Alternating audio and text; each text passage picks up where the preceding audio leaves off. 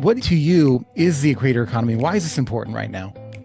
So, from my perspective, and I write about this in my book, the creator economy, I think, is the perfect intersectionality of creativity, creative services. You don't have to be a starving artist anymore because you have technology to help scale that and allow you to have reach. And then you have the business aspect transformed by online monetization platforms and e-commerce in order to help you properly monetize. So now as a starving artist, you have the ability to scale, you have reach that you've never had before, but more importantly, you have the ability to monetize that reach.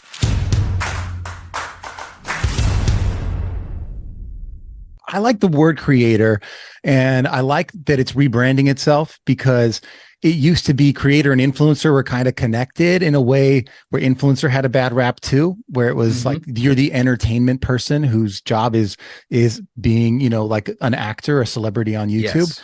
But there's which I think segregated the rest of us, where we're like, now we have YouTubers and podcasters and bloggers, where really they're all creators and their Exactly. businesses are very diverse. And if you think I think if we can continue to rebrand this creator thing, it opens a potential for this industry being its own actual industry. I think it already is. It's already $100 billion a year, $100 billion a year industry. I predict in my lifetime it becomes $1 trillion a year industry. I think it can get there. I love that you brought up the word creator and what it's become, because I've always felt the word creator is more inclusive and it's also more agnostic. And I keep telling people, don't be a YouTuber, be a content creator, because you should be platform agnostic. You should make content that can be reformat, redistributed, live, reference in multiple forms and formats and platforms. And you shouldn't feel beholden or loyal to a platform that's not going to be beholden or loyal to you. You're not under any obligation. If they want exclusivity, make them sign a contract and make them deliver a bag. That's how it is. And I think the advantages are greater when you think agnostically, because at the end of the day, for example, I go to a lot of podcast conventions. I speak at podcast conventions. I have what I call a podcast, but for me, it's actually my creation starting point. It's my tool that ends up being everywhere, that pushes to YouTube and blogs, whatever. But I think of it like this: YouTube has amazing tools for understanding what topics are trending, like what keywords I should be using, what's popular now. It has these amazing tools for that. It's the best analytics in the game. Podcasting has garbage analytics, right? Indeed. None of that. But if I consider myself a content creator, not a podcaster, I can take advantage of that. Or you go to the blog side. Blogs have amazing tools that have to do with being found by search engines. Yes. And how things are being read, and also connecting to your lead magnets and your email list building, converting to sales, things like that, all website driven, which blogs have an advantage on. If I am just a podcaster and I'm not creating blogs from my content, I'm missing all these advantages. Oh, so much so. So I'm a big fan of like thinking agnostically and figuring out your way to get there. Whatever you start with, I don't care, but getting there I think is huge. I know people are going to be asking me, Brandon, like you brought Roberto on, you haven't talked about the skills, the tactics, those kinds of things. You have tons of videos on this. I created one of the most realistic frameworks for how to get 1,000 subscribers. I created one of the most realistic frameworks called the 1% rule. And basically, if you really follow YouTube and you really think about it, and I'm not including YouTube shorts or live streaming, that's just traditional YouTube videos, 1% of the total number of views, especially when you're early on and smaller, but this is also true to larger creators and you can see it with your own eyes, 1% of the total lifetime channel views tends to correlate with how many subscribers you got if you make and upload regular videos, and we're not talking YouTube shorts or live streams. So if you want to get 1,000 subscribers, you need to accumulate 100,000 views in YouTube. And I would say the easiest way to do that is also to focus in a specific limited niche. And by a niche, I mean pick one audience and serve that one audience and deliver to that one audience things that they would actually care about, be invested in, and that they would not only watch, but even be willing to share. And then you can perform. Now, the thing is, that's what I would call normalized growth, is the 1% rule. There are outliers like me to where I would say my conversion ratio of converting views to subscribers, I have 37 million lifetime channel views. I've converted that into 570,000 subscribers over the lifetime of the channel of being consistent since 2013. So about a decade now. So what that means is I have a better than 1% conversion rate ratio. But if you are in education, I could say your ratio can go much higher than 1%, but that's normal. In entertainment, it's so personality driven that if you have a charming magnetic personality, it can go to the moon. If it's less so, you could struggle to get to 1%. Well, okay. So there's this part of the book, right? Which again, you guys got to check it out. Create something awesome that you put in the end. And I'm not trying to give it all away, but you're like, by the way, most of you are going to read it for the first 90%. But for the people that are like really taking this seriously, there's only like three things that matter. And if you don't mind me giving this away, I'm going to mention please, it. you can. This you is said, like the. You said it's a strategy for growing an audience, a system for passive income, and a strategy for networking. I especially love the last one because I think as a creator, just having a platform is the system for networking. All right. And just 1 second before we go on to the rest of the show, if you like what you are hearing, please make sure to hit that subscribe button or the like button or both. It helps the show grow. It helps me. It supports me and it shows our show to more people, helps us grow, helps us stick around. Thank you for doing it in advance. Now back to the show. So maybe we could talk a little bit about how those ideas stand out to you. What makes them important to you? Those three things: the audience growth, strategies, passive income, and networking. Well, all right. So audience growth is about a combination of reach, reputation, relationships. And here's the great thing about content. See, I've come up with, I'm also a big anime nerd. I don't hide that at all. And for people, you'll understand, people who are into it will understand the reference. Other people, I can break it down for the layman's. But one of my favorite anime references is an anime called Naruto. It's about ninjas who use superpowers, basically. And there's this one technique called the clone technique. And you can make physical, corporeal copies of yourself that can, so imagine that you could literally clone yourself at will, just dilutes your stamina, mind you. But if you have tremendous stamina, it's great. So I've got clones making me smarter. I've got clones making me money. And meanwhile, I'm in the gym getting yoked and everything like that. I've got clones going to all the networking events. I've got a clone sitting there in my DMs doing everything for. Okay, so here's the thing. Content is cloning. Content is cloning. When I make content, I clone myself. Every time I make a piece of content, every time I make a video, it goes out there because it's monetized. It goes out there and it's a foot soldier in my army making me money. It is a video that I make is a clone of Roberto Blake going out and getting my money. A clone that I make of Roberto Blake is going out there and representing me in the world and is building new relationships and getting me more reach and building my reputation and representing me in the world. A clone that is out there as a piece of content is getting analytics data from me of an audience that will make me smarter.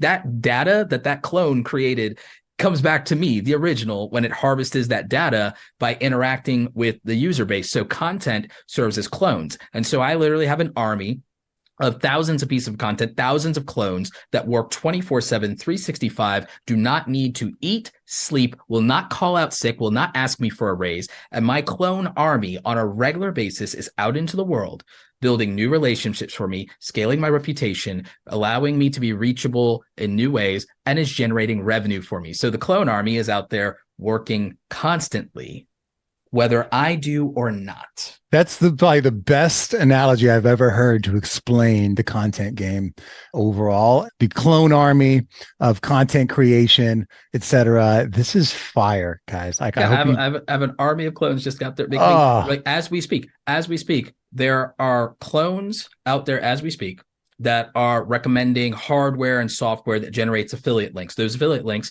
if it's software as a service, it's passive income. Software as a service is true passive income. A lot of people online, they're getting a lot of views and they're being very cute, telling people there's no such thing as passive income while they're making passive income from YouTube doing it, while they're making passive income from their book sales, while they're making passive income from their portfolio and their real estate, telling people that passive income doesn't exist. It's adorable. It's adorable that would say that. Adorable that they would say that and say that you can't make money in your sleep when there are literally people, artists, authors, musicians, filmmakers making money from the grave. Making money in sleep is child's play. I want to make money from the grave. The creator of Rudolph the Red-Nosed Reindeer, 5 generations of his family is eating from that creation that he made while he was an employee of Montgomery Ward's. And Montgomery Ward's didn't really care about the concept of intellectual property, and he was able to buy back the rights for them. And the minute he did that, he partnered with a musician and made the song Rudolph the Red-Nosed Reindeer because he made a children's book while he was an employee. This intellectual property, personal brand, all these things. So just one IP.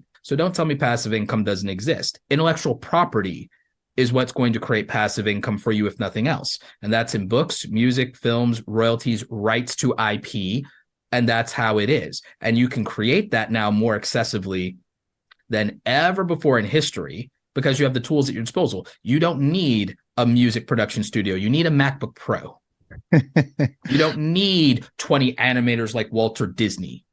You need essentially a MacBook Pro, Toon Boom Studio if you're a kid, or not even a MacBook Pro. You can get a $500 computer that you build if you're a kid and you're poor, and you can get a $100 piece of software. You get Poser, you can get Toon Boom, you can get Anime Studio. And the thing is, with an abundance of time and the money that you can make mowing lawns or selling lattes, you could be an animator, which I could never do when I was your age. Like, it's that simple now and straightforward. Rather, that's that straightforward. I'm not saying it's easy. I'm saying it's simple and straightforward. There's not a mystery anymore. Yeah. Well, I mean, you talked about the IP and the creative part. I think that's what people think about normally. But what I think I don't want people to miss is, like, back to this idea of cloning. It reminds me of the Industrial Revolution. Like, this is that, but digitally. We are replacing workers. Yes. The money comes back to automation. You are the worker, but you do the work once, and that work keeps happening digitally over and over again. I mean, you see it in webinars. Like, your entire sales process has been converted into. If they don't want to call it passive income, then they can take my term. I call it automated income, because then people go, oh, I understand. Because I go, you're replacing yourself. If you don't want to think about passive income and you think that's a fake guru plug, then realize automation is probably going to take your job if you're a 9-to-5 employee at some point in your lifetime. 9-to-5, automation will take your job or someone like you's job. You're going to know someone who's been replaced by automation already. Replace yourself with automation and take ownership of that instead of waiting for it to victimize you. Use it to become a champion. Yeah, it's everything. Your one blog is how people are finding you. You no longer have to shake hands. Your one podcast introduces you to people so that you don't have to nurture them anymore in the relationships, even though you should. The video tutorial I make means I never have to explain this process ever again. Like, that was actually how I got into tutorials. It's like, oh, I don't have to teach this. I only have to teach this once, and I can teach this once, and 10,000 people can, like, that's scaling education. If you teach in a classroom, which I've done before, been a trainer before in corporate. I've been a substitute art teacher before. It's okay. Now, if I literally just make a digital clone, this process is automated. I've outsourced it. I've replaced myself. Yeah. And everyone thinks about how they can receive that, but not how they can create that. And I think that's the switch that has to happen, because in everyone's lives, there could be something that you create, this digital hybrid like work situation where that's doing the work for you instead of you just receiving all this. Like, okay, Roberto did all the work for you, consume. Like, how do you go from consumer to creator? Yes. So that you can take advantage of all of these perks? You know, funny thing is, the tools are affordable, if not free. In most cases, the platforms are free. The platforms are not only free, they're monetizable. They're paying you to market yourself. You used to have to buy that. We called it advertising. Yeah. I mean, but we're like, we can create videos, we can write books, we can create courses and educate people. I mean, especially anyone in the personal branding space where you're a service-based business, there is some component of your business, whether it's the marketing, the sales, the branding, or the actual delivery of your products and services, or nurturing of your customers, or the relationship piece, or even the scheduling, the calendaring. All of that can be done online with the system that you built. Yes. And you just have to match it to people who've done it before. Yes, and the corporations are already doing that. So telling you that it's not real or it doesn't exist, or that's like somehow, like, the corporations build systems all the time. The average individual now can learn with the tools available to them largely for free to learn how to incorporate systems into their own lives that scale their creative ability. And that's what I mean about the foundation of, okay, you have the ability and skill set to create. Now you have the ability to scale that creation in terms of reach, and you have a thing that monetizes it for you. And you don't have to become a business genius in order to monetize this and to make money and to make a reasonable amount of money. And it's not tragically difficult if you really spend some reasonable amount of time on it. The amount of time that the average person spends on a video game or reality TV show would be sufficient enough to give them a 6-figure skill set at this point. All right, everyone. Thanks for tuning in. As always, I appreciate you for listening, for giving us your time, and we will catch you next time. Brands on Brands.